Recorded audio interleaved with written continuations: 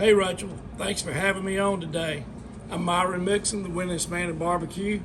I do everything barbecue. I own restaurants right there in Alexandria, Virginia, Old Town, also in Hoboken, New Jersey. Also, I do barbecue classes, and that's where we're at today at my barbecue pavilion right here in Unadilla, Georgia. I write cookbooks, have my own line of rubs and sauces, also a own line of smokers that we're going to be using today. Today we're going to be doing brisket. It's the big thing that a lot of folks sometimes have a problem with. They can do the pork, they can do the chicken, they can do the ribs, but brisket is always kind of the toughest thing for them. We're going to show them how to fix that. Today, I got what they call a prime. It's a good grade, high marbling, got a lot of fat content inside the brisket. We're going to do the trim work, we're going to do the cooking, we're going to do the injecting, we're also going to do the rub and the sauce on it. So we're going to start out first. We've got to remove any silver and any fat you see here. Always remember, rub or seasoning does not stick to fat of the membrane, so we've got to get it off. We're right here on top of the flat. I like keeping this blade flat.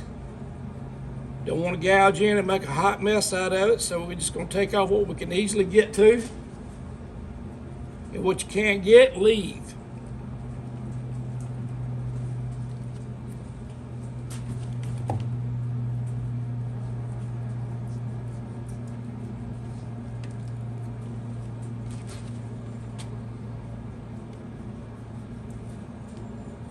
See how I'm doing that? Just keeping that blade flat.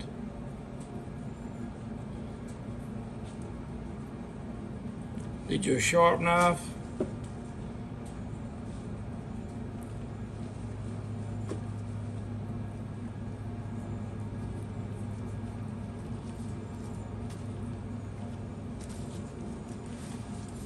Now, a lot of times you see people is trimming brisket. First thing they want to do, remove this chunk of fat right here out of it. I'm a firm believer, not just with brisket, with any kind of proteins. The more you remove such chunks of fat, part of the lean meat, the more you take out of it, the losing moisture is going to be what you have. I do not take out this chunk of fat right here. The reason I don't, if you remove that, it just leaves another surface area for moisture to leave the brisket. We don't want that to happen. I'll take this out at the end when we get ready to slice and eat. So I'll leave that in. Now that I got the flat section removed of all the membrane and fat, it's time to get over here to the point.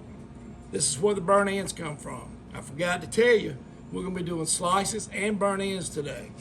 So the point itself actually starts right here behind the flat, and it rolls to about midway of the brisket.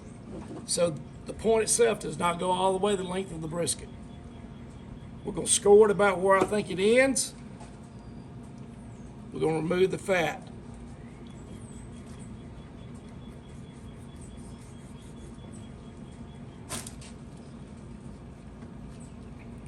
We don't want to get down there to the meat itself. Just get that fat off the top. To have good burnt ends, you got to have that crust, that bark, not only on one side, but two sides, to make those delicious cubes that we're going to make up.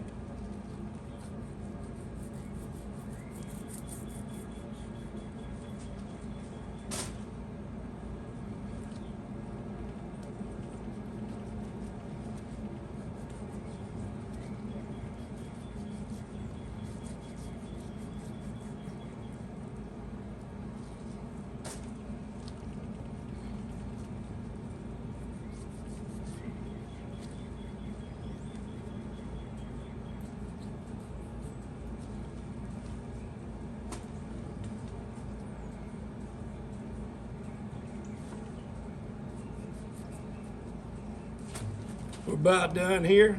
Doesn't take a long time to do it. Now remember this about trimming meat. There's always a starting point and a stopping point. Like I said, I've been teaching classes since 2005. I've watched a lot of people trimming meat that's out on the contest circuit, even in restaurants. Sometimes they wind up cooking more or throwing away more than they're cooking. You don't want to do that. There's, like I said, it's a starting place and a stopping place.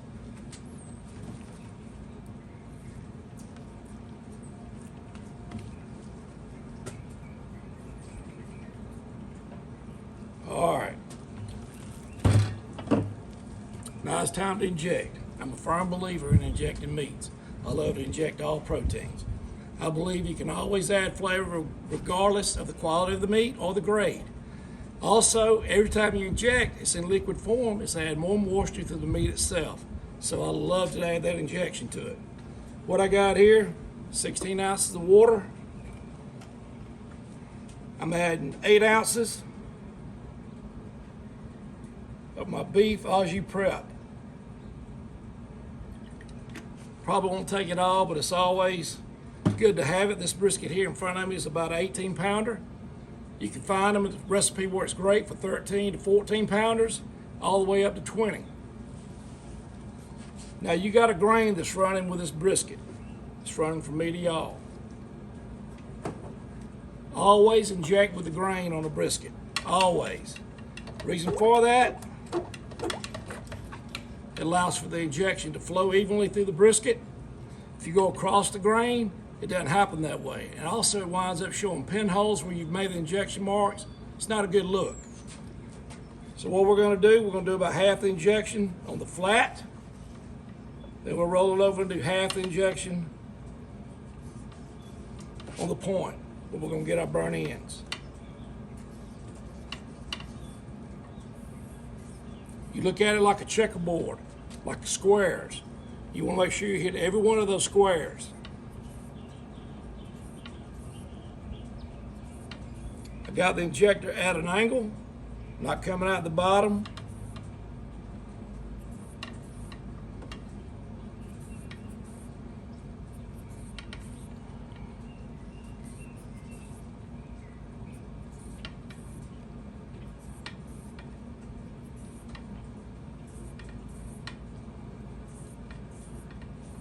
All right, we're gonna roll it over. Got our point. Now the grain of the point's running me to y'all now. I left the fat on the bottom of the flat, F-L-A-T, to protect it because I'm cooking fat cap down. 99% of the smokers today, including charcoal grills that we're gonna talk about later, heat comes from the bottom up. I leave that there, cooking fat cap down. It protects where I'm gonna take the slices from. So now it's time to inject. Our point, again, injecting with the grain.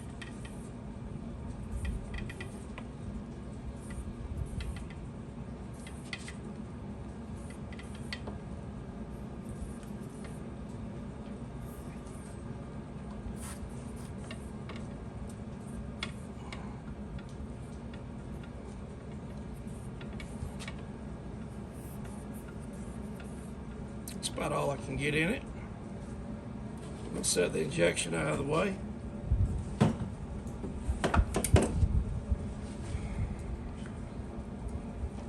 Now it's time to add our seasoning to it. I like to use regular vegetable oil as a binder. It's neutral, and I want a neutral flavor. It's also something that really gives it a great color when it hits up to temp. We'll be cooking today at around 300 degrees, so I'm gonna get a good mahogany color. The vegetable oil is gonna help. Doesn't take much. We're gonna do 3 layers of rub. I like to give more than one bite. I like to give more than one type of flavor when you're biting through. We're gonna have a hot that we're putting on first in a very light coat. We're coming in with a hickory rub.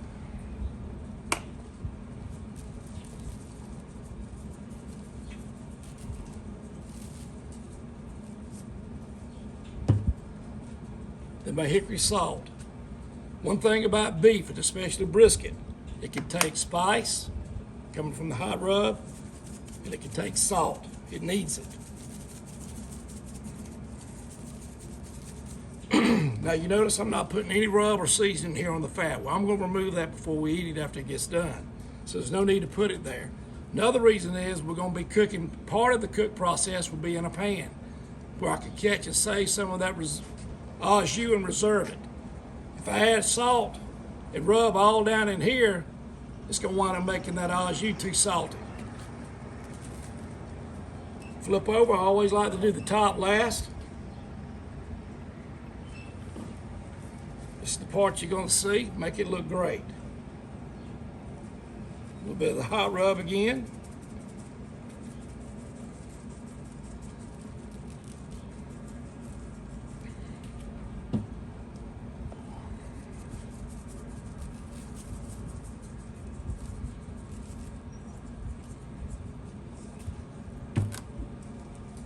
Hickory, and now we're finishing up with the hickory salt.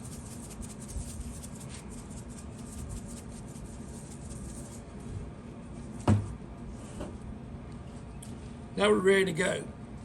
Ideally, if you had the time and you could be able to wait and put this on tomorrow, I would have held off on the seasoning.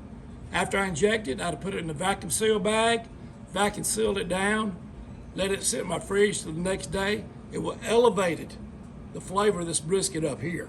It's gonna be great like it is, but if you'd had the time to be able to vacuum seal and let it set overnight up here, and always remember this, don't ever apply your rub to any protein you're getting ready to grill or barbecue until about an hour before it goes on. If you do, every rub out there, mine, yours, anybody's, has salt content in it, and that salt starts dragging moisture out, and we don't want to do that. All right. We're getting ready to cook. Now, I'm cooking on one of my BARQ 3600 Myron Mixon Smoker pellet cookers. We're going to talk about the charcoal grills in just a second. But I like to start out in a pan. The reason for that is cleanup. Keeps it from dripping down on the rack in there, down into the pan. This saves me a lot of trouble in the cleanup afterwards when I get done cooking. It's not going to hurt anything. It's not going to restrict any smoke, but it's just an easy cleanup. Now it's time to go on.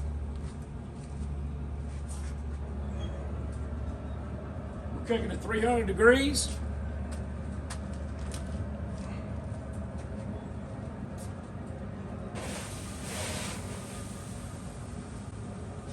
Just like that. Now, while we're waiting for the brisket to get done, we're gonna go over here to the charcoal grill. I'm gonna show you some tips where you'll be able to grill on your charcoal grill and do a brisket just as great as cooking on one of my smokers here. Let's go over here. While we got the brisket over here cooking on my pellet cooker, we're gonna talk a little bit about how to do the same cooking process but on a charcoal grill. Everybody knows charcoal is probably one of the first things that we started out cooking on. It was for me. The thing about it is, it don't matter what size you have. I have a pretty good size, it's a 36-inch charcoal grill. You can still cook proteins just like you're cooking them over here. If you want to do low and slow or hot and fast like we're cooking the brisket today, you can do it on your charcoal grill. The way we do it, we bank our charcoal. When I'm talking about banking, over to the side. To give us, I'd say probably about 3 pounds, 3 to 5 on each side, depending on the size of the smoker.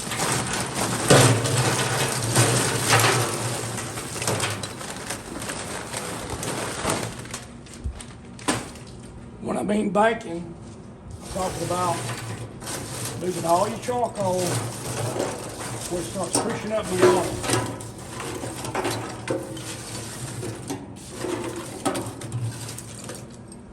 Both sides. Now, if you have a smaller version of a charcoal grill that I have here, just bank one side.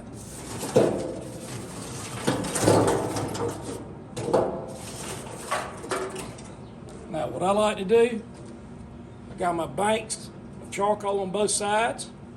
I go in and I light the charcoal just on the very top of each side. It's going to give you a long burn. In other words, it's going to burn from the top down. I lay my meat in the center. So you're basically going to have a reverse flow going on with the heat. And then out the stack right here. If you had only a smaller version of the charcoal grill right here, you want to bank one side, it does the same thing. Always put the meat where the charcoal's not. Don't put it directly over your charcoal or you'll burn it. But this is the way you take a charcoal grill and make it do for you what I'm doing right here with this pellet cooker. This turns out awesome barbecue. So keep up the good work. Bank your charcoal on your charcoal grills. You turn out great brisket or anything else. Now it's time to get back over here and let's do some work on the brisket. All right, barbecue warriors. Now that we got our brisket, it's been on that for 2 hours. Taking in smoke, getting us a crust on it. Now it's time to cover it where it can steam, start tenderizing the meat, and finish off the cook. Right now I'm showing you a little tip. Best heat gloves in the world, cotton gloves. Then you take your nitrile gloves, go over the top. Very flexible, handle meat, break meat down. Way to go.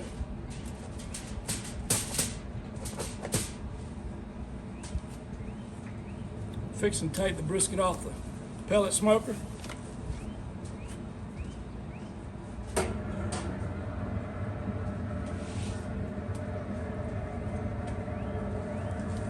Now, look at that. Got a great mahogany color, that red color we're looking for. Got a good crust, you can see it crusting up.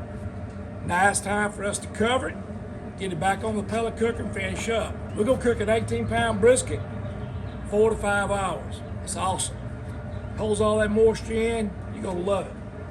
Now, anybody that's ever cooked any proteins and wrapped them, or even panned them like I'm doing here, you ever seen the foil react with the meat itself and with the rub? Starts eating through the foil, puts pieces of the foil down on the meat. Don't want that. Take some butcher paper or parchment paper, put it on the meat first, take the foil, cover it tight. We're gonna keep probing with our meat thermometer while we're cooking. When after about 2 hours, I start checking. The point's down here, and I'm gonna check. When I hit 205 degrees internal at the point, that's when I'm pulling it to let it rest. Let's do it.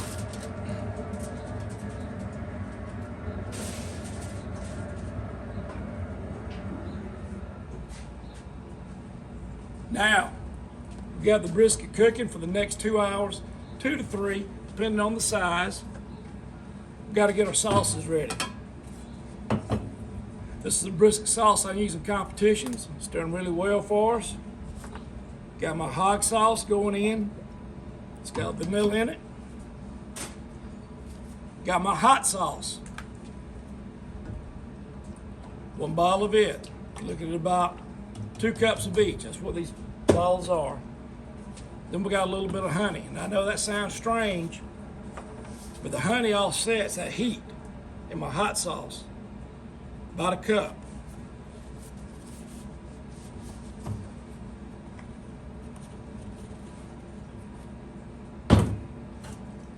You want to always heat your barbecue sauce before you put it on any hot barbecue or hot meat.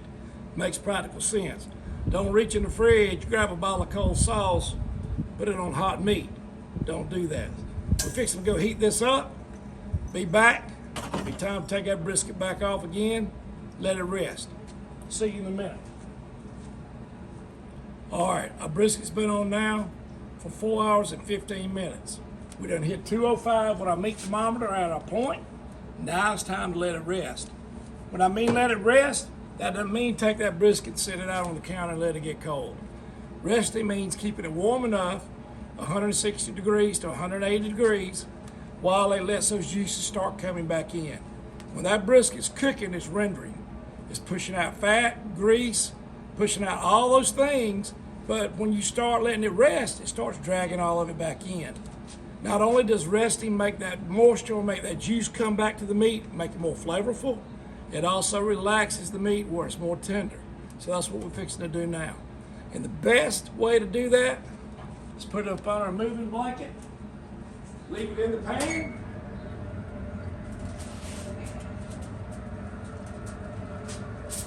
cover it up.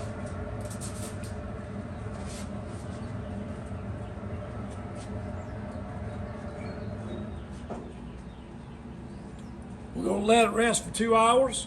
Then we'll come back. We're going to remove the point, then get bark or crust on the other side. Won't be long after that. We'll be slicing and cutting up our cubes for burn ends. All right, 2 hours is up on the rest. Done let all those juices start coming back in. Meat's relaxed, it's tender. Nice time to separate the point from the flat. We're going to unwrap our brisket.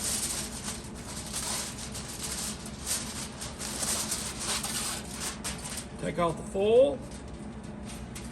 Take off our butcher paper. Go ahead and remove our brisket. While I got my brisket out, I got 2 grease separators. Separates the au jus from the oil.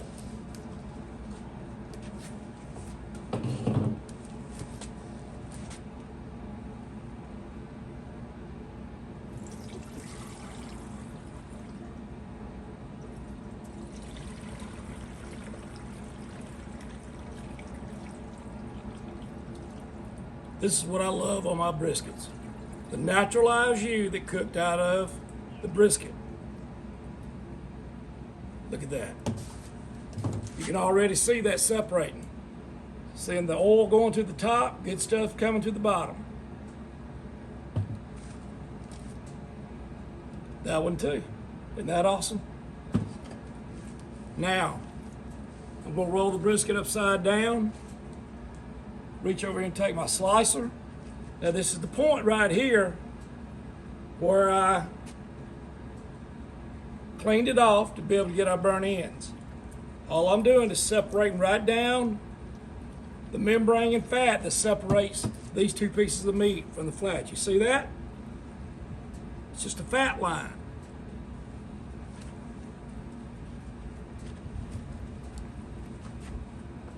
Gonna lay my flat back over in the pan, cover it up, put it back under the blanket, let it keep resting, because we still got about an hour's worth of cook time to do. Now we got our point. We want to get crust on this side just like we got here. Take your slicer, clean it up, level up the meat.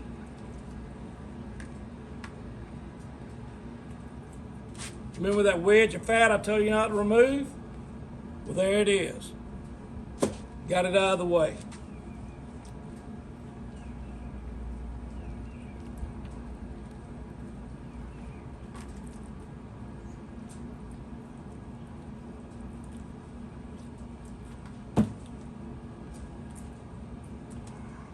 Take a little bit of my hickory rub.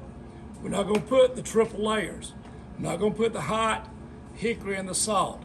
We went from a piece of meat that thick to this thick. So I don't want to get it too salty. So just a light coat of the hickory rub. Take one of my racks. And you rub side down, because the heat from 99% of the smokers made today comes from the bottom up. I want the heat hitting that side that just got cleaned up to give me bark on it. It's going back on the smoker. It'll take about another hour to an hour and a half.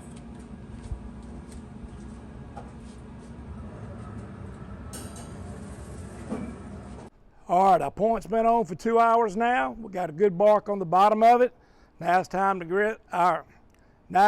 get our flat ready for slices. I brought it out of the pan. Still got the fat cap down here on the other part. I will remove that. Some folks don't like to eat it. I don't mind it, but you ain't always doing for yourself. You're doing for friends and family.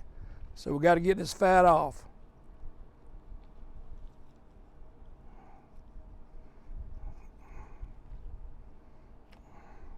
Clean it up a little bit. I'm going to leave some of it. I'm not taking it all off, but I'm getting the thickest part of it. Now, while ago we made up our sauce.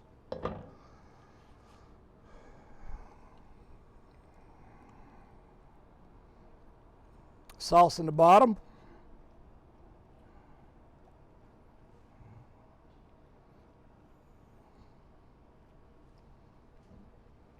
Roll it over.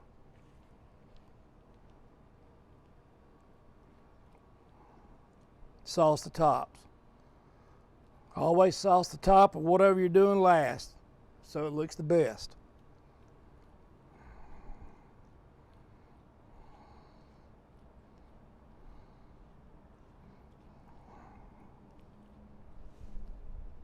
All right, I got the sauce on the top of my brisket. It's time to go back in the smoker just long enough to set the sauce. Takes about 4 minutes. You're not wanting to cook that sauce on it. All you want to do is set it where it's not gloppy, it's not runny. So here we go.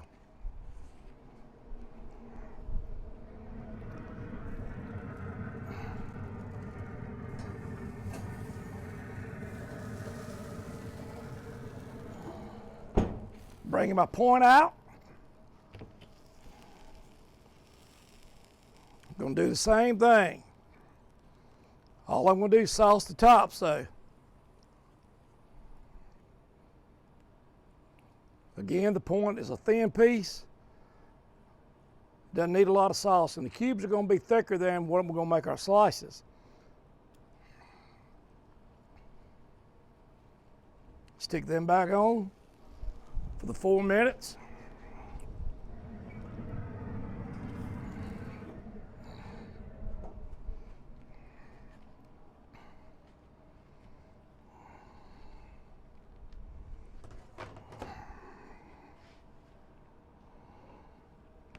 Always slice across the grain. 2 pieces of meat that always get messed up slicing with the grain is tri-tip and brisket. Always slice against the grain. The grain, I can tell it by the bend, is running me to you. I'm going to make about 5.5 inch slices.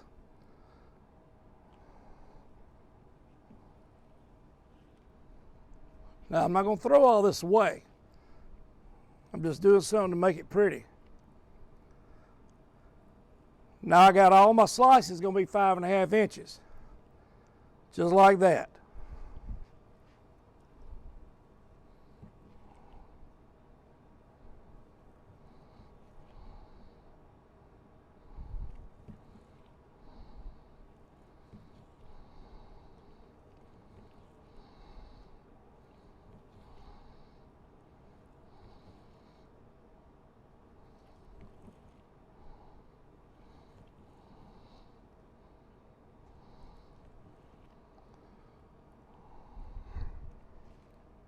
Isn't that pretty?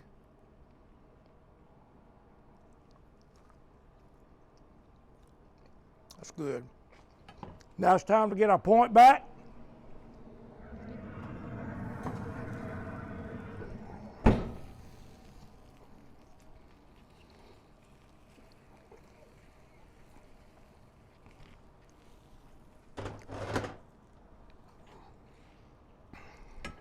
Now, same thing here. The first cuts are going to be with the grain. Grain's running me to y'all. Trim this outer edge off. Make them about a 1/2 inch wide cuts. Strips going out. 1/2 inch wide strips.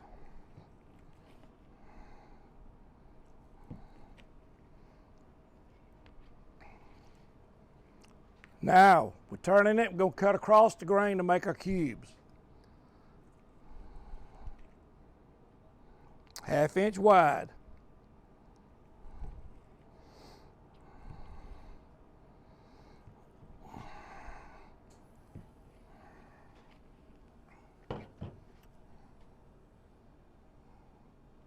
Now you look at them little gorgeous things right there.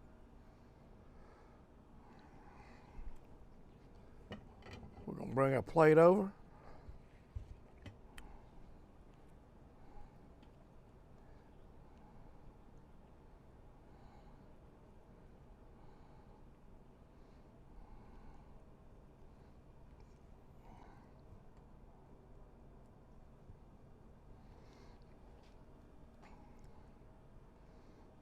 Put a few of our burn ends around.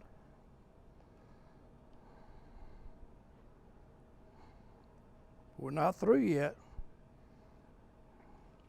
Take a little bit of our sauce. Just give it a little light coat. We're not trying to overdo because we got the good stuff coming next.